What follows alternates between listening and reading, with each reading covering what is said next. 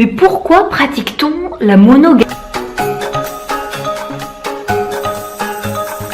D'un point de vue biologique, l'utilité du sexe, c'est la reproduction, la survie de l'espèce. Donc, mathématiquement, en théorie, il serait plus efficace qu'un homme vive conjointement avec plusieurs femmes. D'ailleurs, la plupart de petites communautés s'organisent autour de relations polygames. Mais dans les grandes sociétés, avec une grande structure, la monogamie s'est imposée. Y a-t-il une raison scientifique à cela ? Deux chercheurs se sont intéressés à la question. L'un travaille à l'université de Waterloo au Canada, l'autre à l'Institut Max Planck d'anthropologie évolutionniste de Leipzig.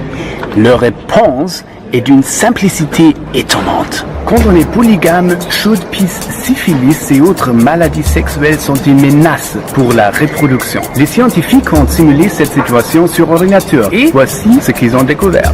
Lorsque les humains cohabitent en petits groupes d'une dizaine d'individus seulement, alors les infections sexuellement transmissibles courantes disparaissent rapidement de la communauté. Mais les résultats sont différents à partir d'un groupe de 300 personnes. Dans cette configuration, les maladies vénériennes deviennent un problème durable et la fertilité du groupe polygame de cette taille s'effondre.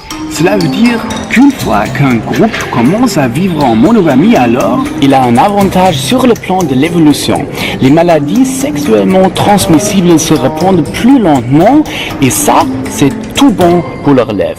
On aurait pu croire que notre tendance à la monogamie était plutôt justifiée par l'éducation conjointe des enfants, le lien émotionnel qui unit les parents, ou alors la volonté d'élever l'enfant au mieux.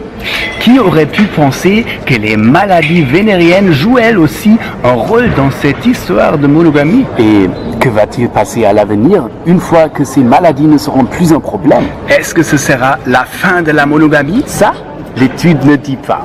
Peut-être que l'amour a aussi son rôle à jouer. Salut! À la prochaine. Tchuss!